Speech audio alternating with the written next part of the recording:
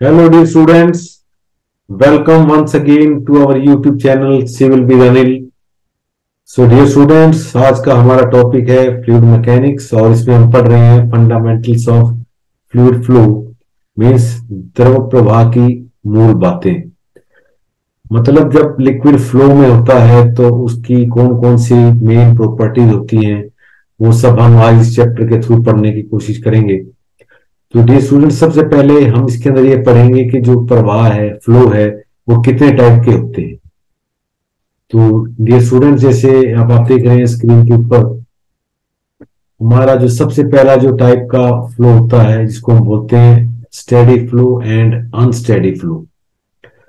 तो steady flow का मतलब ये है कि steady flow is defined as that type of flow in which fluid properties like velocity, pressure, density, etc. at a point do not change with time। मतलब जो अगर कहीं पर कोई लिक्विड फ्लो कर रहा है तो अगर किसी भी पर्टिकुलर पॉइंट के ऊपर अगर हम उस फ्लो की वेलोसिटी, प्रेशर और डेंसिटी इत्यादि और बहुत सारी जो प्रॉपर्टीज हैं, अगर उनको हम चेक करते हैं तो वो समय के साथ नहीं बदलती हैं। किसी भी समय पर एक पर्टिकुलर पॉइंट पे अगर ये जितनी भी प्रॉपर्टीज हैं फ्लो की, अगर वो कांस्टेंट रहती हैं, वो बदलती नहीं है समय के साथ, तो वो उस तरह का जो फ्लो स्टेडी फ्लो कहलाता है।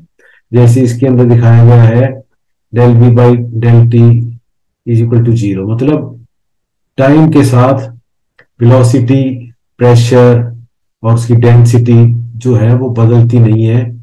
तो इस तरह के फ्लो को हम स्टेडी फ्लो बोलते हैं। तो इसका एग्जांपल जैसे आपको बताया गया कि flow of incompressible fluid through a pipeline. अगर एक पाइपलाइन के अंदर कोई जो लिक्विड है हमारा, अगर वो इनकम्प्रेसिबल है तो उस तरह के अंदर, उस पाइप के अंदर इस तरह का फ्लो हो सकता है स्टेडी फ्लो।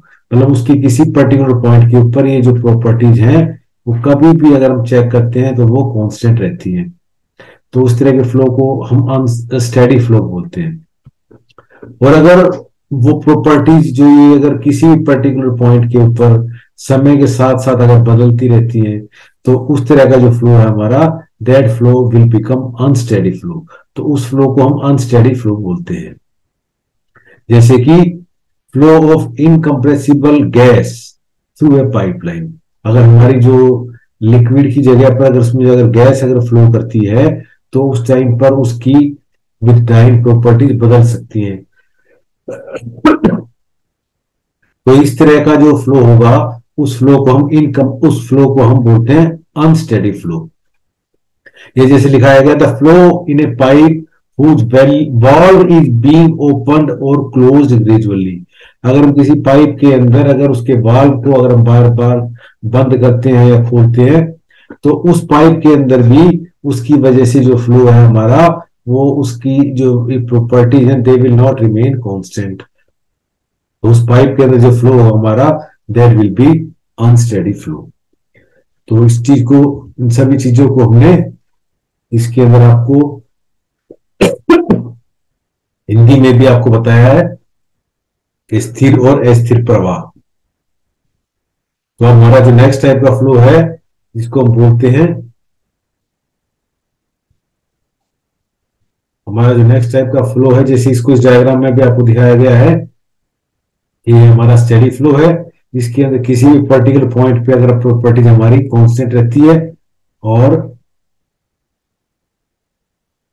अब हमारा नेक्स्ट टाइप का फ्लो है uniform and non uniform flow. तो जैसे उसके अंदर मैंने बात की थी, स्टेडी फ्लो के अंदर किसी पर्टिकुलर पॉइंट पे प्रॉपर्टी चेंज नहीं होती है फ्रॉम टाइम टू टाइम। लेकिन अगर हम एक सेक्शन से दूसरे सेक्शन की अगर बात करें, एक पॉइंट से दूसरे पॉइंट के बीच में जब हमारा फ्लो हो रहा है और उस बीच में अगर उसकी प्रॉपर्टीज अगर चेंज नहीं होती है तो वो फ्लो हमारा यूनिफॉर्म फ्लो कहलाता है। Uniform flow is that type of flow in which the velocity of flow of a fluid is constant at any section in the path of flow of liquid.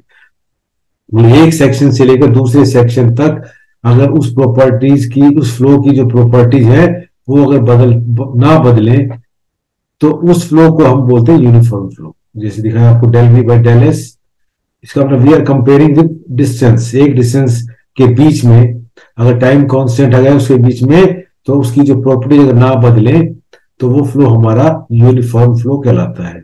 जैसे कि आपको दिखाया गया, flow of liquid through a pipeline of uniform diameter. अगर pipe का diameter अगर uniform है तो एक सेक्शन से लेकर दूसरे सेक्शन के बीच में जो लिक्विड की जो प्रॉपर्टीज हैं वो बदलती नहीं है, दे डू नॉट चेंज। तो वो उस तरह उसके अंदर जो पाइप में जो फ्लो हो रहा होगा, that flow is called uniform flow. और अगर उसकी प्रॉपर्टी अगर बदल जाती है एक सेक्शन से लेकर दूसरे सेक्शन तक, तो वो फ्लो हमारा नॉन यूनिफॉर्म फ्लो कहलाता है। फ्लो जिसका एग्जांपल है, flow of liquid through a pipeline of the variable diameter. मतलब अगर पाइप का जो डायमीटर अगर वेरिएबल है तो उस कंडीशन के अंदर एक सेक्शन से लेकर दूसरे सेक्शन के बीच में जो फ्लूइड की जो प्रॉपर्टी है वो सेम नहीं रहती है। तो इसीलिए उस तरह के फ्लो को हम बोलते हैं नॉन यूनिफॉर्म फ्लो। तो इसको हिंदी में बताया गया एक समान और गैर समान फ्लो। तो इसको हिंदी में भी इसको इस तरह से आपको समझाने की कोशिश की गई है। इसको डायग्राम के थ्रू आपको बताया कि ये यूनिफॉर्म फ्लो है, एक सेक्शन से दूसरे सेक्शन तक इसकी प्रॉपर्टीज सेम रहती हैं, लेकिन अगर सेम ना रहे तो वो हमारा नॉन यूनिफॉर्म फ्लो कहलाता है। अब हमारा नेक्स्ट टाइप का फ्लो है लैमिनार एंड टर्बुलेंट फ्लो। तो a flow is said to be laminar if each particle fluid has a definite path and the path of one particle do not cross the path of any other particle. तो इसका मतलब जो flow है अगर हमारा, जिसके अंदर की जो पार्टिकल हैं वो बिल्कुल एक लाइन में चलते हैं, स्ट्रीम लाइन में चलते हैं, और वो एक पार्टिकल दूसरे पार्टिकल की जो पोजीशन है वो फिक्स है, और वो एक दूसरे को जंप करके या क्रॉस करने की कोशिश नहीं करते हैं। तो उस तरह का फ्लो हमारा लैमिनार फ्लो कहलाता है। तो laminar flow is also called streamline flow और viscous flow. Such flow occurs only when the velocity of flow is low. अगर कम वेलोसिटी होती है तो उसका उस कंडीशन में ही इस तरह का हमारा फ्लो लैमिनार हो सकता है। जैसे कि अंडरग्राउंड वाटर फ्लो करता है, नीचे पृथ्वी के नीचे जो पानी जो फ्लो कर रहा है, that is a laminar flow. या flow of blood in veins and arteries, जो हमारे शरीर में जो वेन्स और आर्टरीज हैं उसके अंदर भी जो ब्लड फ्लो कर रहा है वो यूनिफॉर्म, मतलब उसके अंदर जो उसके जो पार्टिकल्स हैं वो बिल्कुल एक यूनिफॉर्म पाथ में फ्लो करते हैं, और वो एक दूसरे को जंप कोशिश मतलब रश नहीं करते हैं। उस तरह का जो फ्लो हमारा लैमिनार फ्लो कहलाता है। जैसे या flow through a capillary tube, capillary tube के में भी जो फ्लो होता है वो भी लैमिनार होता है। लेकिन अगर यही फ्लो अगर पार्टिकल से एक दूसरे को अगर क्रॉस करने की कोशिश करें, a flow is said to be turbulent the particles of fluid do not have a definite path, उनका एक डेफिनेट पाथ भी ना हो और वो एक दूसरे को जंप करने की कोशिश करें, तो वो फ्लो हमारा टर्बुलेंट फ्लो कहलाता है। जैसे flow of liquid of low viscosity such as petrol through a pipeline। अगर पाइपलाइन के अंदर लो विस्कोसिटी अगर कोई फ्लूइड अगर फ्लो कर रहा है तो वो उसके अंदर वो एक दूसरे को पार्टिकल्स रश करने की कोशिश करते हैं, जंप करने की कोशिश करते हैं, और ये जब वेलोसिटी ज्यादा होती है उस कंडीशन में ये हमारा टर्बुलेंट फ्लो होता है। लैमिनार और अशांत प्रवाह, तो ये सभी आपको एग्जाम्पल के थ्रू समझाया गया है। तो इस तरीके से हमारे ये 3 तरह के फ्लो होते हैं जो आपको बताया गया। तो इनके अंदर इनका कॉम्बिनेशन भी हो सकता है, जैसे कि हमारा जो फ्लो है वो स्टेडी एंड यूनिफॉर्म भी हो सकता है, स्टेडी एंड नॉन यूनिफॉर्म भी हो सकता है, या अनस्टेडी एंड अनयूनिफॉर्म फ्लो भी हो सकता है। तो इस तरह से अलग अलग कॉम्बिनेशन के अंदर हमारा फ्लो हो सकता है, जो कि डिफरेंट कंडीशंस के अंदर हम उसकी प्रॉपर्टीज को स्टडी करते हैं। अब हमारा जैसे दिखाया गया लैमिनार फ्लो, इसके अंदर ये स्ट्रीमलाइन फ्लो है, एक लाइन में फ्लो कर रहा है, पार्टिकल्स रश नहीं कर रहे हैं। और इसके दूसरे में दिखाया गया आपको जो टर्बुलेंट फ्लो है, पार्टिकल्स जो है वो एक दूसरे का पाथ क्रॉस करते हैं और वो एक दूसरे से आगे निकलने की कोशिश करते हैं। तो इस तरह का फ्लो हमारा टर्बुलेंट फ्लो कहलाता है। तो हम इसके अंदर एक नेक्स्ट प्रॉपर्टी हमारी बहुत इंपॉर्टेंट प्रॉपर्टी है कि जब फ्लो हो रहा है तो हमें उसके ये निकालना है कि what is the rate of flow, मतलब डिस्चार्ज भी बोलते हैं इसको हम, कि किसी भी पाइप के अंदर कितना फ्लो हो रहा है तो उसकी क्वांटिटी को कैलकुलेट, जो उसकी जो क्वांटिटी इसमें फ्लो हो रही है उसको हम डिस्चार्ज बोलते हैं। उसको कैसे कैलकुलेट करते हैं? It is defined as the quantity of fluid flowing per second through a section of a pipe और ए चैनल।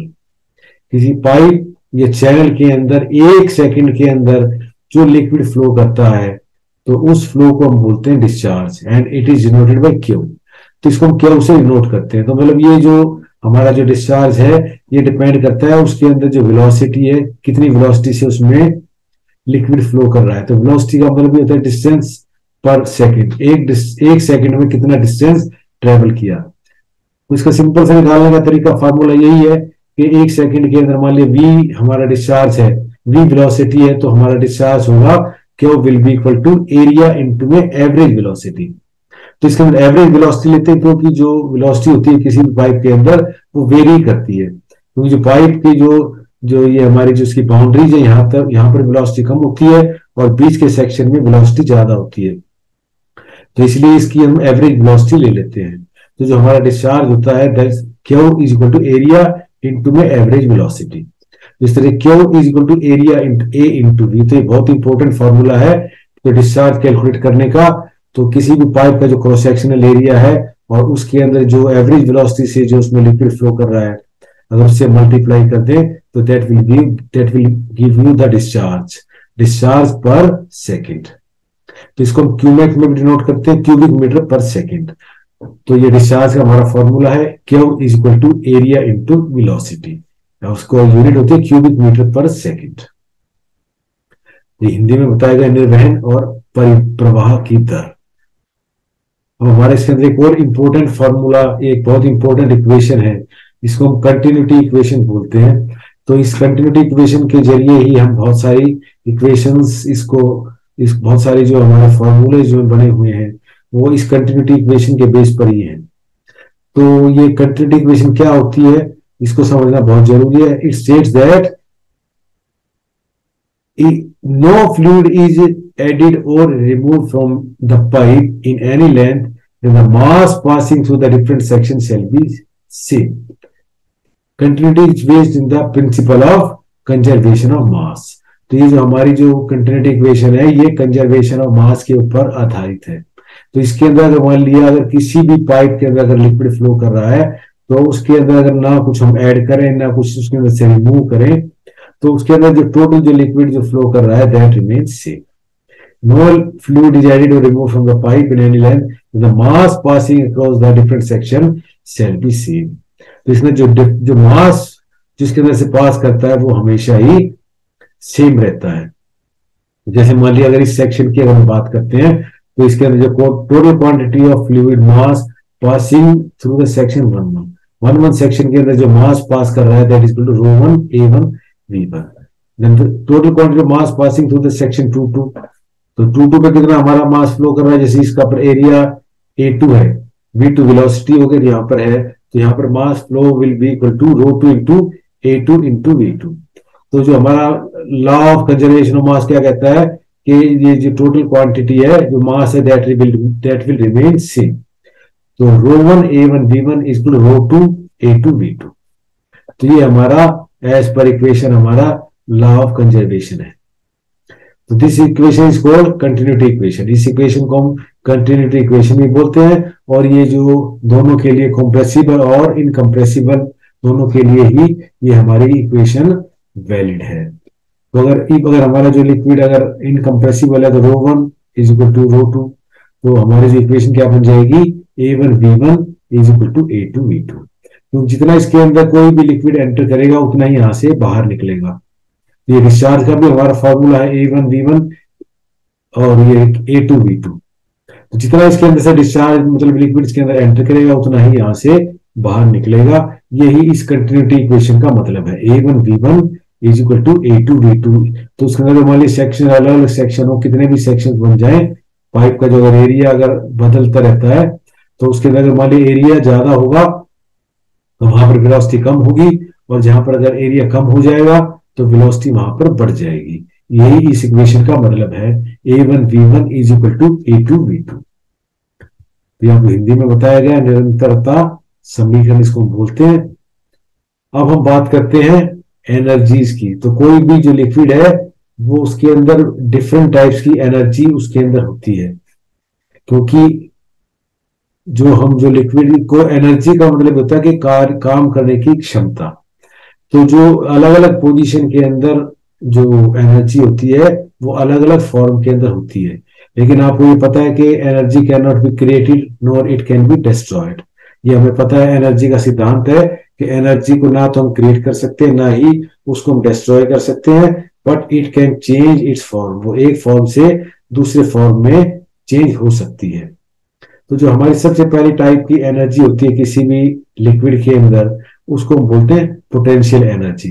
पोटेंशियल एनर्जी का मतलब ये है the energy possessed by A fluid particle by virtue of its position. उसकी position की वजह से जो उसके अंदर जो एनर्जी होती है, उस एनर्जी को हम पोटेंशियल एनर्जी बोलते हैं। जैसे कि हम अपने, आपने देखा होगा कि इसका बहुत सा साधारण सा एग्जांपल है कि हम अपने घर के अंदर जो वाटर टैंक बनाते हैं वो हमेशा ही हाइट के ऊपर बनाते हैं, मतलब अपने घर के अंदर छत के ऊपर उसको हम रखते हैं, ग्राउंड लेवल पे नहीं रखते हैं, क्योंकि उसके अंदर जब उसको ऊपर हाइट पे लेके जाते हैं तो उसके अंदर एक पोटेंशियल एनर्जी उसके अंदर आ जाती है। तो हाइट पे ले जाने के लिए उसके अंदर हमने जो वर्क किया, वो वर्क उसके अंदर स्टोर हो जाता है in the form of the potential energy. The potential energy is due to the position of a fluid above some suitable datum line। तो किसी भी एक लाइन को अगर हम डेटम लाइन मानकर, उसका बेस मानकर, उससे उसकी एनर्जी को कैलकुलेट करते हैं। तो इसी तरह से जो हम इसके अंदर जितनी भी एनर्जी होती है उसको हम कोशिश करते हैं कि उसको कन्वर्ट करने के इन terms of head of liquid. तो इसी तरह से जो पोटेंशियल एनर्जी है उसको हम उसको डिफाइन करते हैं in terms of potential head. तो potential head is the potential energy of a fluid per unit of its weight. तो जो उसकी जो एक यूनिट वेट का जो उसके अंदर जो एनर्जी होती है उसको हम फिर पोटेंशियल हेड से डिफाइन करते हैं। Potential head is also called datum head और स्टैटिक हेड। तो उसको हम डेटम हेड और स्टैटिक हेड से भी डिनोट कर सकते हैं, and it is denoted by Z. जो हमारा जो पोटेंशियल हेड जो होता है उसको हम जेड से डिनोट करते हैं, हाइट से डिनोट करते हैं। मतलब मान लिया अगर हम, हमारा जो एम मास है, m mass of the fluid particle in kg, अगर मान लिया कोई एम मास है और वो जेड हाइट पे है, z is the height of the fluid particle about the datum in metre. तो जेड हाइट के ऊपर है मान लिया वो, तो उसको अगर हम इन टर्म्स अगर वेट अगर डिफाइन करना चाहें तो weight will be equal to m g, क्योंकि हमको पता है कि डब्ल्यू is equal to m g होता है। जो उसका जो वेट है अगर उसको हम मास की फॉर्म में अगर डिफाइन करें तो that is equal to m g, where g is the acceleration due to gravity. तो उसकी जो पोटेंशियल एनर्जी होगी, जो जो लिक्विड है हमारा, उसकी जो पोटेंशियल एनर्जी होगी that will be m g z. क्योंकि एम जी का मतलब ये है कि उसका जो ये वेट है, हमने डब्ल्यू को एम जी में डिनोट कर दिया, एम जी जेड, तो वो उसकी पोटेंशियल एनर्जी होगी। लेकिन अगर हम उसकी पोटेंशियल एनर्जी निकालना चाहे पर यूनिट वेट, तो पर यूनिट वेट दैट इसको हम जेड से वेट से डिवाइड कर देंगे, एम जी से डिवाइड कर देंगे, मतलब तो this will give you the potential head of the fluid particle. तो Z metre of fluid, Z metre of fluid will be its potential head.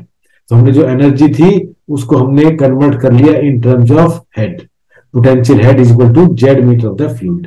तो किसी भी लिक्विड के अंदर जो उसकी जो पोटेंशियल एनर्जी होती है वो उसकी हाइट के ऊपर डिपेंड करती है। तो जितनी उसकी हाइट होगी उतनी ही उसकी पोटेंशियल एनर्जी होगी।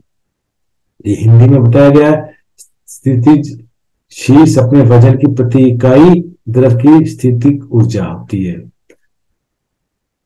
तो हमारी जो दूसरी टाइप की एनर्जी होती है वो होती है काइनेटिक एनर्जी। काइनेटिक एनर्जी का मतलब the energy possessed by A fluid particle by virtue of its motion. जो वेलोसिटी उसकी मोशन की वजह से जो किसी भी लिक्विड के अंदर जो एनर्जी होती है वो उसकी काइनेटिक एनर्जी कहलाती है। तो इसी तरह से काइनेटिक हेड, हमने उसको हेड में कन्वर्ट कर लिया, तो काइनेटिक हेड और velocity head is the kinetic energy of a fluid per unit of its weight. तो उसका एक यूनिट वेट की जो उसकी जो एनर्जी होगी वो उसका काइनेटिक हेड कहलाएगा। तो उसी तरह से मान लिया एम मास है मान लिया किसी भी लिक्विड का, और वी उसकी वेलोसिटी है, velocity of fluid in metre per second, और मान लिया इसको अगर वेट में अगर कन्वर्ट करते हैं तो weight is equal to m g. तो हमें काइनेटिक एनर्जी पता है, काइनेटिक एनर्जी होती है किसी भी लिक्विड की half m v square. Half m v square आपको पता है कि भाई किसी भी जो फ्लूइड की जो काइनेटिक एनर्जी होती है वो हम हाफ एम वी स्क्वायर के बराबर होती है। ये हम पहले फिजिक्स वगैरह में पढ़ चुके हैं। तो अगर उसको अगर पर यूनिट अगर उसकी अगर हम निकालना चाहें कि काइनेटिक एनर्जी क्या होगी, तो वो हमारा काइनेटिक हेड कहलाएगा।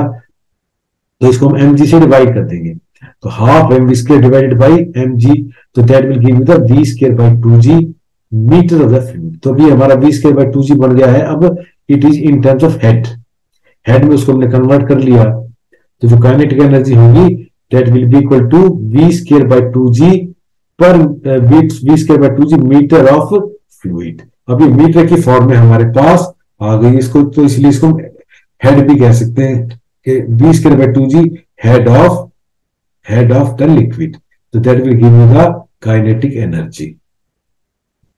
तो हिंदी में बताया गया गतिज ऊर्जा या गतिज शीर्ष, तो गतिज शीर्ष हमारा होता है काइनेटिक हेड।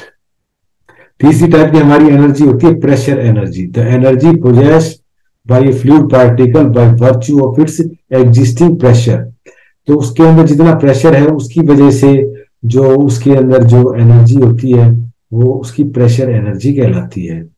तो इसी तरह से pressure head is the pressure energy of a fluid per unit of its weight. तो एक यूनिट वेट का जो हेड होगा, प्रेशर होगा, वो उसका प्रेशर हेड कहलाएगा। तो इसको हमने सिंपल करने के लिए consider a liquid which is under pressure P। अगर मान लिया उसका स्मॉल p और उसकी अगर मान लिया इंटेंसिटी प्रेशर है, तो उसकी प्रेशर एनर्जी होगी PW बाई W। W आपको पता है वेट है उसका, और W उसकी है डेंसिटी, वेट डेंसिटी होती है, उसको हम स्मॉल w से इग्नोर करते हैं। P उसका जो है प्रेशर मतलब इंटेंसिटी प्रेशर है, और W उसका वेट है। तो अगर हम पर यूनिट वेट निकालना चाहें तो हमारा पर यूनिट वेट किसके बराबर होगा, pressure energy divided by wait. तो PW बाई W, तो ये हमारा प्रेशर हेड था, प्रेशर एनर्जी थी, और इसको हमने डिवाइड कर दिया W से, कैपिटल W से, जो कि हमारा वेट है। तो हमारे पास प्रेशर हेड कितना रह गया, P बाई W। तो जो P बाई W है हमारा, this is our pressure head. Head की फॉर्म में जैसे हम पहले भी पढ़ चुके हैं, P बाई W हमें पता है। तो जो प्रेशर हेड होता है वो P बाई W। अगर हम हेड की फॉर्म में अगर प्रेशर को डिफाइन करते हैं तो it is defined by P by W। तो इस तरीके से हम देख सकते हैं कि हमारे पास किसी भी लिक्विड के अंदर तीन तरह की एनर्जी होती है, पोटेंशियल एनर्जी, काइनेटिक एनर्जी और प्रेशर एनर्जी। तो किसी भी लिक्विड की जो टोटल एनर्जी है वो तीन जो लिक्विड जो एनर्जीज बताई गई है, इन सब का जो सम होता है, तो that gives you the total energy और head of a liquid particle in a motion. अगर पर यूनिट वेट अगर हम निकाल देते हैं तो that will give you the head of the liquid, और टोटल अगर इनका निकाल देते हैं एनर्जी का, तो वो that will give you the total energy. Total head of a liquid particle in motion is the sum of its potential head, kinetic head and pressure head. जो टोटल हेड आ गया हमारे, जो हमने पहले पढ़ा है, उसको अगर हम हेड की फॉर्म में अगर कन्वर्ट कर लेते हैं तो that will give you the total head. तो किसी भी लिक्विड के अंदर जो टोटल एनर्जी होती है, it is equal to the sum of its potential head, kinetic head and pressure head. तो जेड हमने पोटेंशियल एनर्जी के लिए, पोटेंशियल हेड के लिए इस्तेमाल किया था। v स्क्वायर बाई 2g हमारा काइनेटिक हेड है, और P बाई W हमारा उसका प्रेशर हेड है। तो किसी भी लिक्विड के अंदर ये टोटल एनर्जी हो सकती है, पोटेंशियल हेड, काइनेटिक हेड और प्रेशर हेड। तो जो हमारे जो हेड जो एनर्जी जो है वो किसी आपस में इंटरचेंजेबल है। पोटेंशियल हेड हमारा काइनेटिक हेड में बदल सकता है, और काइनेटिक हेड हमारा प्रेशर हेड में बदल सकता है, क्योंकि हमें पता है कि एनर्जी जो है वो कांस्टेंट होती है। वो एनर्जी को ना हम क्रिएट कर सकते, ना ही हम डिस्ट्रॉय कर सकते हैं, बट वो अपनी एक फॉर्म से दूसरी फॉर्म में बदल सकती है। तो जो पोटेंशियल हेड है हमारा काइनेटिक हेड बन सकता है, या काइनेटिक हेड हमारा प्रेशर हेड बन सकता है। इस तरीके से हम प्रेशर एनर्जी को चेंज कर सकते हैं, उसकी फॉर्म को चेंज कर सकते हैं। इसी के ऊपर आधारित है हमारी बर्नौलीज थ्योरम। तो जो एक हमारे साइंटिस्ट जो डॉक्टर डैनियल बर्नौली, उन्होंने 1783 में एक थ्योरम दी थी कि वो बर्नौलीज थ्योरम के नाम से मशहूर है। तो बर्नौलीज थ्योरम ये कहती है कि Bernoulli states that for an ideal incompressible fluid, अगर हमारा कोई फ्लो हमारा आइडियल और इनकम्प्रेसिबल हो, flowing from one section to another section in a continuous stream, तो उसकी जो टोटल एनर्जी होती है वो कांस्टेंट रहती है। किसी भी लिक्विड की जो एनर्जी जो होती है वो कांस्टेंट रहती है। बर्नौलीज थ्योरम ये कहती है कि therefore an ideal incompressible fluid flowing from one section to the other section, मतलब किसी भी पाइप के अंदर अगर कोई फ्लो हो रहा है तो उसकी जो टोटल एनर्जी है, उस लिक्विड की जो एनर्जी है, टोटल एनर्जी है, वो कांस्टेंट रहती है। तो मैथमेटिकली P बाई डब्ल्यू plus b square by 2g plus z is equal to constant. तो हमें पता है ये तीन हेड होते हैं, pressure head, velocity head and potential head. तो ये हमारे बर्नौलीज थ्योरम के हिसाब से एक सेक्शन से लेकर दूसरे सेक्शन तक जो उसकी जो टोटल एनर्जी है वो कांस्टेंट रहती है, जबकि हमारी जो एनर्जी जो है वो अपनी फॉर्म को बदल सकती है। प्रेशर पोटेंशियल हेड बदल सकता है, वेलोसिटी हेड बदल सकता है, प्रेशर हेड बदल सकता है, लेकिन जो टोटल होगी एनर्जी वो कांस्टेंट रहेगी। लेकिन ये जो थ्योरम बनाई गई थी, this theorem was created by using certain assumptions. कुछ एजम्पशंस मानकर ये बर्नौलीज थ्योरम बनी है। तो हमारी ये एजम्पशंस है जिसको कि हम आपको बताया गया है। ये हमारा पहला एजम्पशन है कि the flow is ideal and incompressible. शुरू में इस डेफिनेशन में भी लिखा गया है कि जो फ्लो हमारा आइडियल होना चाहिए और वो जो लिक्विड है हमारा वो इनकम्प्रेसिबल होना चाहिए। दूसरा जो है the flow is steady and continuous. जो हमने पहले अब टाइप्स ऑफ फ्लो पढ़े थे उसमें हमने स्टेडी के बारे में जिक्र किया था। तो जो फ्लो होना चाहिए वो स्टेडी होना चाहिए और कंटिन्यूअस फ्लो होना चाहिए। The flow is one dimensional, मतलब जो फ्लो है हमारा वो एक ही डायरेक्शन के अंदर फ्लो होना चाहिए। ये हमारी एजम्पशन है। The velocity is uniform over the section and is equal to the mean velocity. जो वेलोसिटी है वो यूनिफॉर्म होनी चाहिए और इसको जो मीन वेलोसिटी मानकर उसको हम चलते हैं। No external force except force of gravity and pressure acts on the fluid. इसके ऊपर जो फ्लूइड हमारा जो फ्लो कर रहा है पाइप के अंदर, उसके सिर्फ और सिर्फ उसके ऊपर ग्रेविटी का जो फोर्स है वो एक्ट कर रहा है, उसके अलावा उसके ऊपर कोई भी फोर्स एक्ट नहीं करता है। तो ये कुछ एजम्पशंस हैं, इन एजम्पशंस को मानकर ही ये हमारी जो इक्वेशन है ये ड्राइव की गई है कि जो टोटल एनर्जी है वो कांस्टेंट रहती है when the liquid is flowing from one section to the other section. तो ये बर्नौलीज थ्योरम के बारे में बताया गया है। ये जैसे डेफिनेशन ये दिखाई गई है कि ये हमारी जो एक कोई हमारा पाइप का कोई भी सेक्शन हो, किसी तरह का भी सेक्शन हो, उसके अंदर जो टोटल एनर्जी है दैट रिमेन्स कांस्टेंट। तो जैसे हमने इस सेक्शन 1122 सेक्शन लिया है, तो यहाँ पर मान लिया कि इसका जो डेटम है या इसकी जो पोटेंशियल हेड है दैट इज H1 और इसके अंदर P1 प्रेशर है और V1 वेलोसिटी है इस सेक्शन 11 पे। ये हमारा सेक्शन 22 है, यहाँ पर P2 प्रेशर है, V2 वेलोसिटी है और H2 इज इसका पोटेंशियल हेड है। तो ये बर्नौलीज थ्योरम में कहती है कि P1 बाई डब्ल्यू plus V1 square by 2g plus H1 is equal to P2 by डब्ल्यू plus V2 square by 2g plus H2। ये आइडियल कंडीशन के हिसाब से है, अगर हमारी कंडीशन जो है वो आइडियल हो। लेकिन हमें पता है कि जो कंडीशंस है वो कभी भी आइडियल नहीं रहती है। प्रैक्टिकल सिचुएशन के अंदर हमारी सिचुएशन बदलती रहती है। तो इसीलिए हमने इसको प्रैक्टिकल बनाने के लिए क्या किया है कि P1 बाई डब्ल्यू plus V1 square by 2g plus H1, ये हमारे पास जो एनर्जी है, टोटल एनर्जी है, ये उस कंडीशंस में ही यहाँ पर बराबर रहेगी। जब हम इसके अंदर से जब लिक्विड फ्लो कर रहा है तो उसकी वजह से जो डिफरेंट लॉसेज होते हैं, अगर उनको भी अगर हम जोड़ दें तो ये हमारी इक्वेशन इक्वल होती है। अदरवाइज क्योंकि प्रैक्टिकली बात है ये, थियोरेटिकली तो ये दोनों बराबर होने चाहिए, लॉसेज की इसके अंदर हमें ऐड करने की जरूरत नहीं है।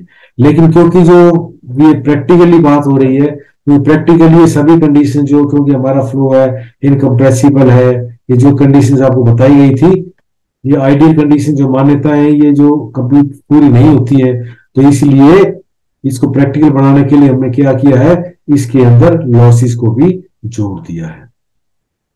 तो अब हम बात करते हैं हमारा जो लास्ट टॉपिक है इस आज की हमारी वीडियो का, limitations of the Bernoulli's theorem. जो हमारी बर्नौलीज थ्योरम है इसकी कुछ लिमिटेशंस है कि भाई जिनके अंडर ये हमने इक्वेशन ड्राइव की है।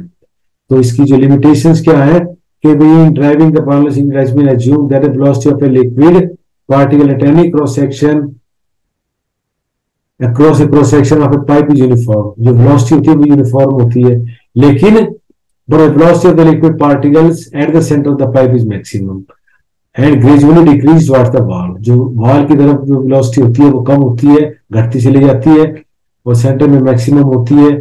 लेकिन हम ये मान के चलते हैं कि जो फ्लो जो उसके अंदर हो रहा है वो सारे के सारा जो फ्लो हमारा यूनिफॉर्म है। तो इसीलिए ये इसकी लिमिटेशंस है। Loss of energy to to the pipe friction flowing through the pipe liquid section one section other is neglected in the Bernoulli's theorem. तो बर्नौलीज थ्योरम में हमने ये माना कि भाई जो फ्रिक्शन लॉसेज है वो उसको हमने कंसिडर नहीं किया है, लेकिन एक्चुअल में जब पाइप फ्लो करता है, पाइप में लिक्विड फ्लो करता है तो उसमें फ्रिक्शन होता है, उसकी वजह से हेड लॉस हमारा हो जाता है। बर्नौलीज में take in consideration loss of energy due to the change in direction. Direction अगर चेंज हो जाती है तो भी उसमें कुछ हेड लॉस होता है, लेकिन उसको बर्नौलीज थ्योरम इसको नहीं मानती है। तो इसीलिए जो हमने जो आपको पिछली जो इक्वेशन दिखाई थी, ये इसीलिए दिखाई थी कि हमने जो लिमिटेशन है, अगर हम उसकी वजह से यहाँ पर अगर हम इसमें अगर लॉसेस को अगर ऐड कर देते हैं तो ही हमारी इक्वेशन क्रिएट मतलब ये पॉसिबल हो पाती है। ये एनर्जी टोटल एनर्जी सेक्शन 1 से सेक्शन 2 तक जब भी बराबर होती है जब इसके अंदर की हम इसके जो इसमें यहाँ से फ्लो करने की वजह से जो उसमें जो लॉसेज होते हैं उनको अगर जोड़ दें तो ही यहाँ पर दोनों पॉइंट्स के ऊपर एनर्जी बराबर होती है। तो ये हमारा बर्नौलीज थ्योरम है, ये आपको समझाया गया है। बर्नौलीज थ्योरम, इसकी जो लिमिटेशंस भी आपको बताई गई है। तो आई होप कि ये जो आपको इस चैप्टर के थ्रू जो सारी बातें बताई गई हैं, इसके अंदर हमने बर्नौलीज थ्योरम को क्या नाम है डिराइव नहीं किया है, सिर्फ हमने सिंपल आपको इक्वेशन के बारे में बताया है, क्योंकि इसका डेरिवेशन हमारे इसके अंदर नहीं है। हम इसके थ्योरम के बारे में ही हमने इसके अंदर डिस्कस किया है। आई होप कि आपको ये सारी जितनी भी इसके अंदर जो बातें बताई गई हैं ये आपको समझ में आई होंगी अच्छे से। तो आई होप कि आप इस वीडियो को लाइक करेंगे, शेयर करेंगे और इस चैनल को जरूर सब्सक्राइब करेंगे। और अगर आप इस चैनल को सब्सक्राइब करते हैं तो फ्रॉम टाइम टू टाइम जो भी हमारी नई वीडियो आती है आपको उसका नोटिफिकेशन मिलता है और उसको आपको टाइम टू टाइम आप उसको देख सकते हैं। So thank you for watching this video.